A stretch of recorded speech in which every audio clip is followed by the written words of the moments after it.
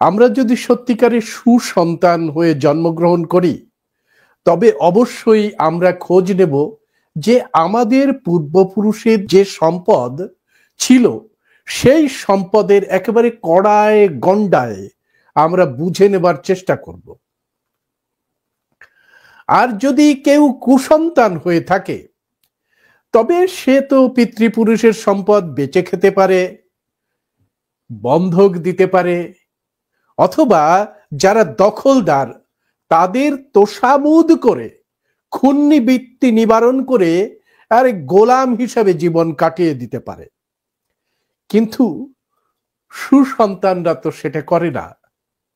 সুসন্তানরা তাদের বংশ মর্যাদা রক্ষা করার জন্যে তাদের যে সম্পদ স্থাবর অস্থাবর সমস্ত কিছুই বুঝে নিতে চায় এবং যুগোপযোগী একটা কল্যাণকারী ব্যবস্থার মধ্যে সেই সম্পদগুলো ব্যবহার করতে চায়। তো এইভাবে ভারতবর্ষে আমরা যারা মূল নিবাসী, আমরা যারা আদিবাসী, তারাই গোটা ভারতবর্ষের আসল মালিক। সেই মালিকেরা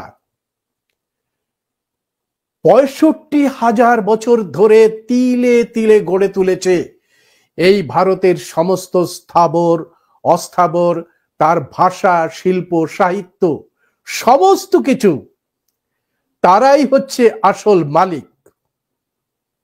ঘটনাক্রমে সেই আসল মালিকরা এত পরিশ্রম করেছে, এত তাদের মেধা ছিল, সারা পৃথিবীতে তারা তাদের মেধাকে ছড়িয়ে দিয়েছে, বাণিজ্যের মধ্যে দিয়ে, সাম্রাজ্যটাকে বিস্তারের মধ্যে দিয়ে, সমস্ত পৃথিবীতে ছড়িয়ে দিয়ে ভারতকে একটা সোনার চিড়িয়াতে পরিণত করেছিল। এবং আপনারা জানেন যে মৌর্য সময়কালে এই ভারত ছিল সারা পৃথিবীর বিস্ময়। আমরা এই বিস্ময় নিয়ে আর একদিন আলোচনা করব, কারণ আপনারা জানতে পারছেন যে ইতিমধ্যেই প্রায় ৫০ দিনের ওপরে আমাদের যে সোনার চিড়িয়ার একটি অংশ মহাবোধি মহাবিহার, তার অনেকটা অংশই দখল হয়ে গেছে ব্রাহ্মণ্যবাদীদের দ্বারা। এবং সেই দখল মুক্ত করার জন্যে ভারতবর্ষের যারা আসল মনিব, আসল সন্তান, তারা দাবি করছেন যে ওই যে মহাবোধি মহাবিহার যেটা দখল হয়ে গেছে, অনতি বিলম্বে এই দখল মুক্ত করতে হবে। ভারতের মানুষেরা বুদ্ধ ধর্মকে অনুসরণ করে, তারা আগ্রাসন নীতিকে বর্জন করে, কিন্তু এই যে ইউরেশিয়ান যাযাবর গুলো, তাদের তো কিছু ছিল না, তাদের কোনো ইতিহাস নেই, লিখিতভাবে কোনো ইতিহাস নেই। বেদের ইতিহাস একটা জুমলাবাজি। বেদের কাল ভারতে কোনো দিন হয়নি। এই যে সমস্ত পৌরাণিক কাহিনীগুলো রচিত হয়েছে, সেই সমস্ত পৌরাণিক কাহিনীগুলো রচিত হয়েছে ইংরেজ আমলে।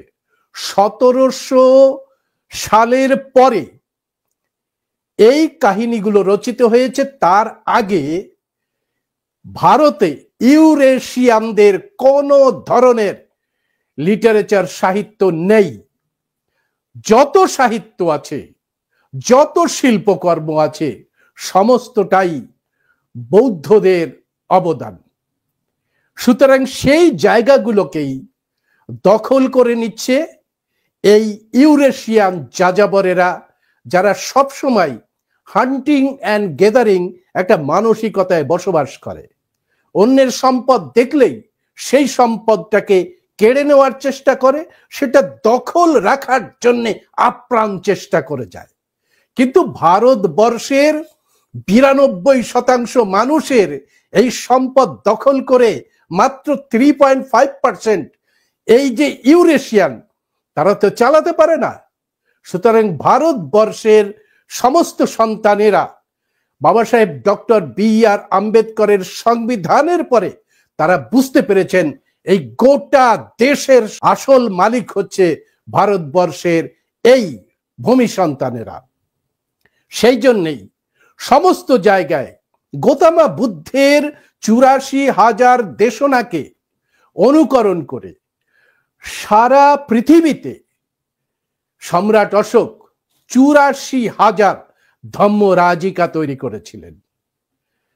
সম্রাট অশোক যে রাজ্য বিস্তার করেছিলেন সেটা মায়ানমার থেকে একেবারে কাবুল কান্দাহার পর্যন্ত বিস্তৃত, এবং এই সমস্ত জায়গাতেই তিনি ধম্ম মহামাত্মাদের প্রেরণ করেছিলেন এবং এই বুদ্ধ স্থলগুলো নির্মাণ করেছিলেন। আজ সেই বুদ্ধ স্থলগুলো, বিশেষ করে 4টি ধাম, যেটা গৌতম বুদ্ধ তার মহাপরিনিব্বাণা সূত্রতে বলেছেন যে আমি হয়তো চিরকাল বেঁচে থাকবো না, কিন্তু যে বিচারধারা আমি রেখে গেলাম সেই বিচারধারার 4টি ধাম, একটি হচ্ছে লুম্বিনী, একটি বুদ্ধগয়া, একটি সারনাথ, একটি কুশিনারা অর্থাৎ কুশিনগর। এই 4টি ধাম যদি সমস্ত মানুষেরা, বৌদ্ধ ভিক্ষুকরা সেখানে পুজো দিতে যায়, পূজা মানে হচ্ছে সেই সমস্ত কিছুকে ভালো করে মূল্যায়ন করা এবং যিনি পূজনীয় তাকে যথোচিত মর্যাদায় স্মরণ করা, এবং সেটাই হচ্ছে পূজা। সুতরাং পূজা শব্দটা ব্রাহ্মণের শব্দ নয়, পূজা শব্দটা অনেক মহান একটি শব্দ। আমরা আজকে দেখাবো যে এই বুদ্ধ গয়া মহাবোধি মহাবিহারের মতো ৮৪,০০০ ধর্মরাজিকাকেই একেবারে দখল করার মরিয়া চেষ্টা করছে 3.5% ইউরেশিয়ান যাযাবর। তারা ভারত সরকারের যে প্রত্নতত্ত্ব বিভাগ, সেই প্রত্নতত্ত্ব বিভাগের যারা পদাধিকারী, সেই পদাধিকারী আরএসএস এর দপ্তর থেকে এনে সেখানে বসিয়ে দিয়েছে, এবং এই পদাধিকারীরা নানা ধরনের নির্দেশিকা দিয়ে বুদ্ধ ভিক্ষুদের বুদ্ধ ধর্মস্থল স্তূপের মধ্যে প্রবেশ করতে দিচ্ছে না। এই ঘটনাটা ঘটেছে। পাশাপাশি আরো যেটা ঘটছে সেটা হচ্ছে এই যে আরএসএস এর পালিত প্রত্নতত্ত্ব বিভাগের পদাধিকারীরা, তারা নিজেরা মনে করছে চোখ বন্ধ করে আছে, অথচ মানুষকে উস্কানি দিয়ে, স্থানীয় মানুষকে উস্কানি দিয়ে ওই যে প্রত্নস্তূপগুলো, সেই স্তূপগুলোর মধ্যে বাদরের মূর্তি, হনুমানের মূর্তি, শিবের মূর্তি, এ সমস্ত ঢুকিয়ে দিয়ে এই বুদ্ধ স্তূপগুলোর যে পরম্পরা, ইতিহাস, সেই ইতিহাসটাকে ধ্বংস করার চেষ্টা করছে আর্কিওলজিক্যাল ডিপার্টমেন্টের পদাধিকারীরা। আমাদের কাছে একাধিক নমুনা আমাদের কাছে এসেছে। সুতরাং ভারতবর্ষের মূল নিবাসী, ভারতবর্ষের আসল যে মালিক, সেই মূল মালিকদের কাছে আমাদের আবেদন, প্রত্যেকটা স্তূপ ক্ষেত্রে আপনারা কড়া নজর রাখুন। এই আরএসএস, বিদেশি ইউরেশিয়ানরা এই সমস্ত আবর্জনা ঢুকিয়ে দিয়ে, দেখবেন জ্ঞানব্যাপীতে ঢুকিয়ে দেওয়া হলো কি সিমেন্টের তৈরি করা শিব মূর্তি। বুঝুন অবস্থা, সিমেন্টের তৈরি করা। আর সেই জ্ঞানব্যাপীর যে প্রাচীন প্রত্ন নিদর্শন, সেগুলো সম্রাট অশোকের তৈরি করা। একেবারে সাকেত যে বুদ্ধ বিহার, যেখানে 16 বছর অবস্থান করেছিলেন গৌতম বুদ্ধ, আপনারা এই সমস্ত বড় বড় বইগুলো আপনারা দেখতে পাবেন। এখানে ডক্টর কে যমুনা দাস, তিরুপতি বালাজি ওয়াজ আ বুদ্ধিস্ট শিরিন, এই বইটাতে অনেকগুলো যে বুদ্ধ স্তূপ আছে সেগুলোকে উল্লেখ করেছেন, সেগুলোকে উল্লেখ করে বলেছেন যে সমস্ত কিছুই সম্রাট অশোক এবং পরবর্তীকালে বুদ্ধিস্ট রাজারা নির্মাণ করেছেন। আমরা আপনাদের আরো দেখাচ্ছি যে কানিংহামের এটা বিশাল মোটা বই, কানিংহামের যে ancient geography of India, ancient geography of ইন্ডিয়াতে তিনি ঘুরেছেন প্রত্যেকটা জায়গায় এবং প্রত্নস্থলগুলো খনন করে তার যে লিপি ধম্মলিপি, সেই ধম্মলিপিকে পুঙ্খানুপুঙ্খ বর্ণনা করে বলে দিয়েছেন যে সমস্ত স্তূপগুলো হচ্ছে বুদ্ধ স্তূপ। আজ সেই বুদ্ধ স্তূপের মধ্যে যেহেতু ওই পান্ডা পুরোহিতেরা দখল নিচ্ছে, সেখানে আর্কিওলজিক্যাল ডিপার্টমেন্টের যে পদাধিকারী, সেই পদাধিকারীকে বসিয়ে দিয়েছে। সেই পদাধিকারীর সঙ্গে একটা নেক্সাস তৈরি করে স্থানীয় পান্ডাগুলো তারা করছে এই কংক্রিটের কোথাও বজরং নাম করে, বজরংওয়ালি নাম করে ঢুকিয়ে দেওয়া হচ্ছে এই প্রত্নস্থলগুলোতে এবং মানুষের মধ্যে হিড়িক তৈরি করা হচ্ছে ওটা শিবের মন্দির, ওটা বজরংবলী মন্দির, ওটা কালী মন্দির, ওটা দুর্গা মন্দির। এইভাবে একটা আবেগ তৈরি করে গোটা বুদ্ধ ক্ষেত্রগুলোকে অপমানিত করছে এবং কলুষিত করছে। আজকে ভাবতে পারছেন সারনাথ এই 4 ধামের অন্যতম ধাম, যেখানে বুদ্ধ তার 5 জন শিষ্যকে বোধিসত্ত্ব লাভ করার পরে তিনি ধম্ম দেশনা দিয়েছিলেন এবং এই ধম্ম দেশনা দেওয়ার পরের থেকে ধম্ম চক্র প্রবর্তন শুরু হয়েছিল ওই সারনাথে কি ধরনের চক্রান্ত হয়েছিল এবং সেই চক্রান্ত ভেদ করেছিলেন আমাদের একজন উচ্চশির ভিক্ষু চন্দিমা। সেই চন্দিমার যে সারনাথ এন্ট্রি মুভমেন্ট ছিল, সেই মুভমেন্টটা আজকে আপনাদের সামনে দেখাবো, কারণ এটা একটি ঐতিহাসিক মুভমেন্ট। এটা আপনারা অনেকে জানেন না। যেহেতু ভান্তে চন্দিমার সঙ্গে আমার একটি সম্পর্ক রয়েছে, সেই জন্যে ওই সময় আমি ভান্তে চন্দিমা যখন বসে পড়ে ধর্নায়, তখনই আমার ফেসবুকে প্রচার করেছিলাম এটা কি ধরনের কাজ করছে আর্কিওলজিক্যাল ডিপার্টমেন্ট। আমি সেই সারনাথ যেখানে লাইভ হয়েছিল সেটাকে তুলে রেখেছিলাম, সেটার কিছুটা দেখাচ্ছি এবং পরবর্তীকালে ভিক্ষু চন্দিমার যে প্রয়াস, যেভাবে তিনি সারনাথে ঢুকেছিলেন, সেটাও একটি রিপোর্ট আকারে আপনাদের সামনে পরিবেশন করছি, আপনারা দেখুন। বুদ্ধ স্তূপে পূজা পাঠ করতে পারবে না বুদ্ধ ভিক্ষুরা। বুদ্ধ স্তূপে বুদ্ধদের প্রবেশ করতে হলে অনুমতি লাগবে পুলিশ প্রশাসনের, অনুমতি লাগবে প্রত্নতত্ত্ব বিভাগের। রাতারাতি ফরমান জারি হলো।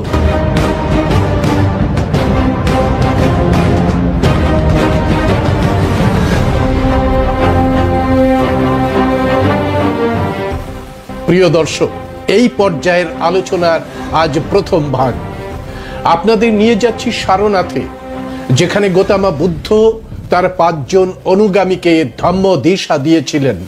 আর সেই থেকেই শুরু হয়েছিল ধম্ম চক্র প্রবর্তন। 23 মার্চ 2022 নিজের অনুগামীদের নিয়ে সারনাথে পূজা দিতে এলেন ভিক্ষু চন্দিমা, সঙ্গে উপাসক, উপাসিকা এবং অন্যান্য ভিক্ষুগণ। সারনাথে ঢোকার আগেই গেটে তাদের আটকে দিলেন কর্তব্যরত নিরাপত্তা রক্ষীরা। ধমকি দিয়ে জানালেন এখানে ধূপ দীপ বা ফুল দিয়ে পূজা দেবার অনুমতি নেই। ভিক্ষুরা তো অবাক, উপাসক উপাসিকারা দিশাহারা। প্রিয় দর্শক, আপনারা জানেন যে সারনাথ হলো সেই ঐতিহাসিক স্থল যেখানে গৌতম বুদ্ধ বোধিসত্ত্ব লাভ করার পরে 5 জন অনুগামীকে নিব্বানা পথের দিশা অর্থাৎ বুদ্ধ ধম্ম দিশা দান করেছিলেন।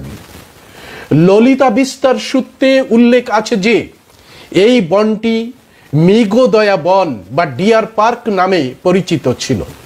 এই বনটি ছিল বারাণসী থেকে 8 কিলোমিটার উত্তর পূর্বে গঙ্গা এবং যমুনার মধ্যবর্তী ভূমিতে অবস্থিত। এই বনেই গৌতম বুদ্ধ তার প্রথম ধম্ম দিশা অর্থাৎ ধম্ম চক্র প্রবর্তন শুরু করেন।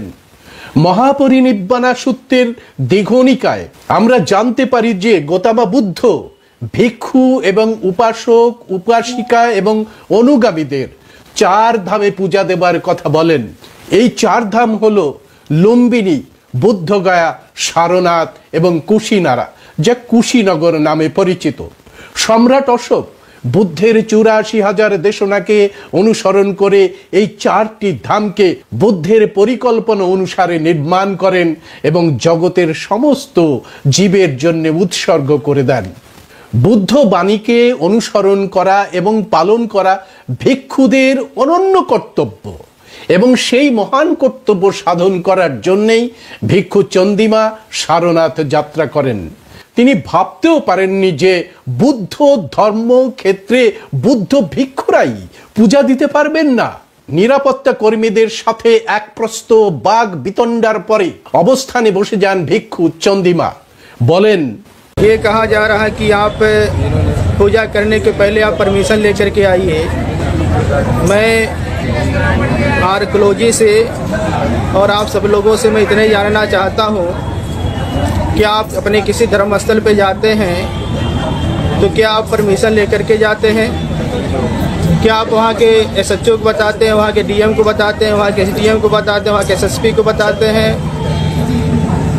अगर ऐसा कोई आप सभी लोग करते हैं तो मैं लिखित तौर पर यहाँ का जो पुरातत्व विभाग है, यहाँ का जो प्रशासन है, मैं पूजा की अनुमति मांगता हूँ।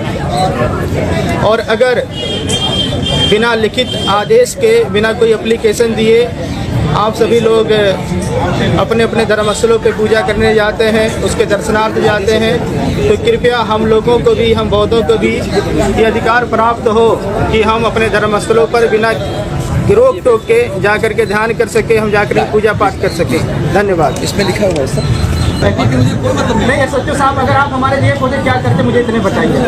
आप भी मानव है ना, आप भी किसी धर्म में विश्वास रखते होंगे ना, मुझे इतने बता दिया जाए। नहीं, हमें इतने बता दीजिए एज ए ह्यूमन बीइंग अगर आप पूजा करने जाएं, सारी मानवीय संवेदनाएं सुन रहा हूँ, समझ रहा हूँ। बस इतने हमको उत्तर दे दीजिए। 5 महीने से हर व्यक्ति जाता है जी, वो कहने का मतलब नहीं। मेरा तात्पर्य है कि कोई भी चीज़ अगर आप करते हैं तो पुलिस को पहले संज्ञान। SHO साहब, अगर हम पहले से हमको पता है कि हमको यहाँ रोका जाता है तब हमको सूचना देते हैं। वो उनका क्या है, मैं यहाँ रोका, दर्शन मैं बुला रहा हूँ।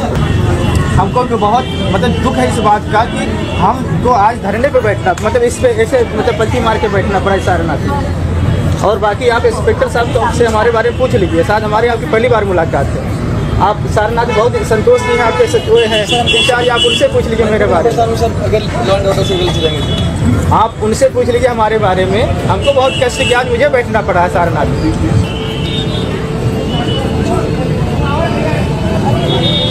नमस्कार, मैं SHO साहब, आप हमारे SHO साहब जरा इसके बारे में बता दीजिए सर को।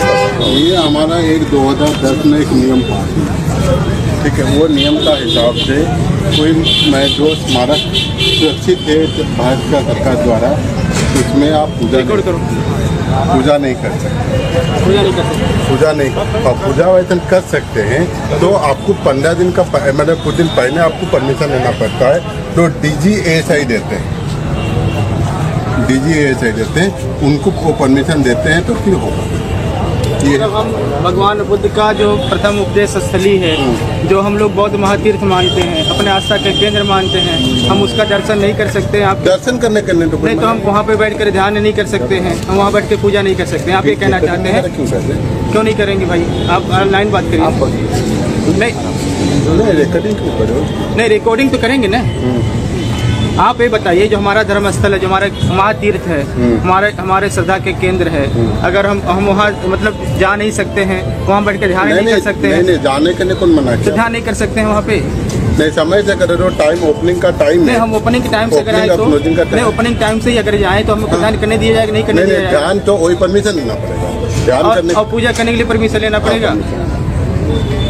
ये है हम प्रॉब्लम। नहीं तो वो मेरा निबुन में होता तो मैं दे देता, वो डीजी एएसआई निबुन में होगा। अच्छा, मतलब हम बौद्धों को जो है अब ये बातें मत करिएगा प्लीज। अगर रूलिंग है तो उस रूलिंग को बता दे। नहीं, हम यही कह रहे हैं, पूछ रहे हैं, इसी बात कर रहे हैं कि हम जो संसार के बौद्ध लोग हैं उनको मतलब अपने धर्म स्थल पर हम ध्यान और पूजा करने से वो बात देखिए, पॉलिसी मैटर है, आप सरकार को पूछिए, सरकार तो बता सकती है। तो हम मतलब हमें अधिकार नहीं है, मतलब ये धर्मनिरपेक्ष देश है। बात नहीं कर रहे हैं, अधिकार का बात नहीं बता। नहीं, आप तो यही कह रहे हैं परमिट नहीं तो अधिकार नहीं है। सर मेरी बात समझिए, जो रूलिंग है रूलिंग बता दिया गया। अब ये बात समझ लीजिए सर आप, ठीक है? अब जो भी रूलिंग है जो बताया सर आपने, कहने का मतलब 15 दिन पहले 15-20 दिन पहले आप दीजिए डीजी मैडम पर। मतलब जो लोग यहाँ पूजा करने आएंगे, दर्शन करने आएंगे, 15 दिन पहले सूचना दे करके आएंगे यहाँ पे। आपका कहने का मतलब है ना, पूरा रिकॉर्ड करो यार, रिकॉर्ड करते हैं। हाँ, पूरा विदेश से भी लोग आते हैं तो उनको मतलब वो अनुमति लेकर के आएंगे तब यहाँ पूजा कर सकते, ध्यान कर सकते, पूजा करने के लिए। हाँ, दर्शन करने नहीं, दर्शन आप जो ओपनिंग और क्लोजिंग टाइम है उसमें कर, मतलब पूजा नहीं कर सकते। धर्म स्थल ही है सर ना। नहीं, आपका नाम क्या? नाम क्या? सर मैं बाहर हूँ, मैं आप जाके देखिए। नहीं, आप नाम बता दीजिए। वहाँ का हम बोर्ड देखने जाएंगे, आप यहाँ किलोमीटर दूर बैठे तो बोर्ड देखने जाएंगे, किलोमीटर चल के आप नाम बता दीजिए। अविनाश मोहंती, छुपी टर्निंग अविनाश मोहंती नाम है। ये देखिए हाईलाइट किया गया है उसमें, आप मोदी जी ये जो हाईलाइट किए हैं, जिसमें लिखे इस अधिनियम के अधीन केंद्रीय सरकार द्वारा अनुरक्षित कोई स्मारक जो पूजा का स्थान या पवित्र स्थान है, अपने स्वरूप से असंगत किसी प्रयोजन के लिए उपयोग में नहीं लाया जाएगा। इसमें तो लिखे पूजा का स्थान पवित्र स्थान है, उसी का मतलब भी होगा। स्वरूप तो पूजा हुआ सर ना, उससे अलग कहाँ हो ये रहा तो है? लिखा ही है, कहाँ लिखा हुआ है? ये तो लिखा है, इसमें लिखे हैं कि जो पूजा का स्थान या पवित्र स्थान है, या कुछ भजन। अरविंद जी, इसमें तो लिखा है ना जो पूजा का स्थान या पवित्र स्थान है, ये तो पूजा का स्थान पवित्र स्थान तो है ही हमारा। तो इसमें कह रहे हैं अपने स्वरूप के असंगत किसी प्रयोजन के लिए उपयोग में नहीं लाया जाएगा, नहीं लाया जाएगा। तो इसका स्वरूप क्या है? इसके स्वरूप के असंगत, एक मिनट, आप स्वरूप के असंगत, असंगत क्या मतलब? जैसे फूल माला ले जाना, मूर्ति ले जाना, इस विषय पे आप बैठ की पूजा नहीं संगत होता है, असंगत होता है। एक संगत एक असंगत है। संगत मतलब पूजा स्थल के अनुरूप हम, एक मिनट अरविंद जी, संगत का मतलब यह है पूजा स्थल के अनुरूप हम ले जा सकते हैं, असंगत यानी पूजा स्थल के अनुरूप नहीं ले जा सकते हैं। नहीं, परमिशन नहीं हो सकती नहीं, तो इसमें असंगत मतलब क्या है? हम कहाँ यहाँ पूजा पे असंगत मतलब हम जो पूजा करने जा रहे हैं ना, असंगत का अभी कितनी चीजें हैं आपके यहाँ के लिए? सच्चो साहब जरा असंगत का मुझे मतलब समझा देना। ये मैंने आपसे ये भी बोला, मैं इसका मतलब नहीं बताऊंगा, इसलिए कि मैंने इसको नहीं पढ़ा। भाग के जा रहे हो, मैंने आपके सामने बोला, मैं पुलिस मैन होते नहीं, बस ठीक है, आप उनसे। বন্ধুরা বুঝতে পারলেন যে নির্দেশিকা রয়েছে সেখানে পরিষ্কার রয়েছে যে এই স্থলটি, সারনাথ স্থলটি পূজা এবং ধর্মস্থল। তো ধর্মস্থল কাদের ধর্মস্থল? এটা তো আর্কিওলজিক্যাল ডিপার্টমেন্টের নির্দেশিত ধর্মস্থল নয়, এটি বুদ্ধ পরম্পরা, বুদ্ধ ধর্মস্থল। সেই বুদ্ধ ধর্মস্থলে বুদ্ধ পরম্পরা মেনে সেখানে পূজা পাঠের সবকিছু রয়েছে, সেটাই লিখিত রয়েছে। কিন্তু এই যে মহান্তি, সেই মহান্তি ভুলভাল কথা বলছেন। কিন্তু পুলিশ অফিসার বুঝতে পেরেছেন যে ওই নির্দেশিকায় রয়েছে এটি ধর্মস্থল এবং সেই ধর্মস্থলে পূজা পাঠের অধিকার রয়েছে বুদ্ধ ভিক্ষুদের।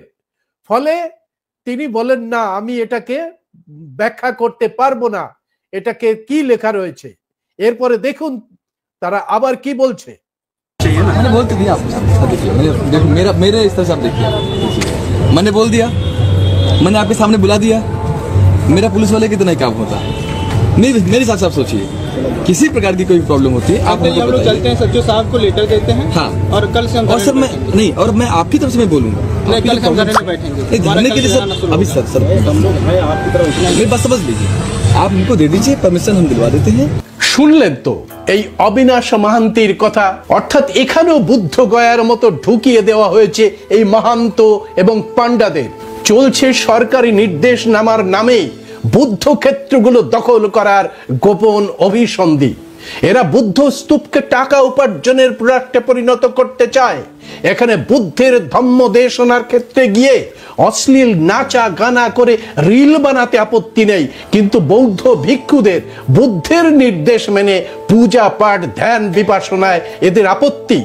ভিক্ষু চন্দিমা বুঝলেন পূজা পাঠের অনুমতি নিয়েই দখল মুক্ত করতে হবে সারনাথকে। 16 জুলাই 2022 একেবারে তৈরি হয়ে এলেন ভিক্ষু চন্দিমা। বৌদ্ধ রীতি মেনে পূজা দেবেন সারনাথে, সঙ্গে হাজার হাজার ভিক্ষু এবং অনুগামী। ইতিমধ্যে দখলদার এই মাহান্তি আর পান্ডারা বুঝে গেছেন যে ভুল জায়গায় খোঁচা দিয়ে ফেলেছেন। ভিক্ষুদের সারনাথে ঢোকার সময় মাথা নিচু করে থাকলেন নিরাপত্তা রক্ষীরা, যেন আজ্ঞাধীন অনুগত ভৃত্য। একেবারে বৌদ্ধিক আচারে শুরু হলো পরিক্রমা, শুরু হলো বুদ্ধ বন্দনা এবং পঞ্চশীল পাঠ।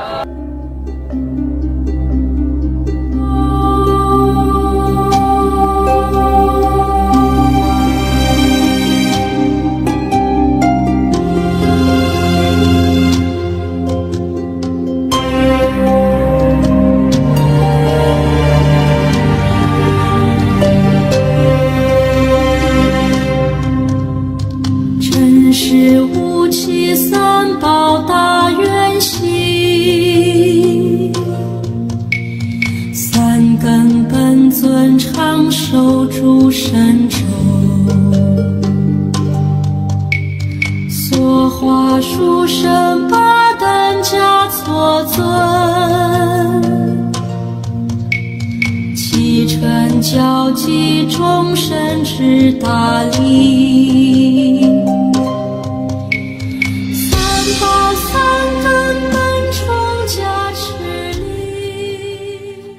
ভিক্ষু চন্দিমা বুঝিয়ে দিলেন যে সম্রাট অশোকের রক্ত এখন হিমায়িত হয়নি। বুদ্ধের করুণা এখনো অঙ্গুলিমালদের বশীভূত করে সংঘ বিচারকে সুগম করে তুলতে সক্ষম।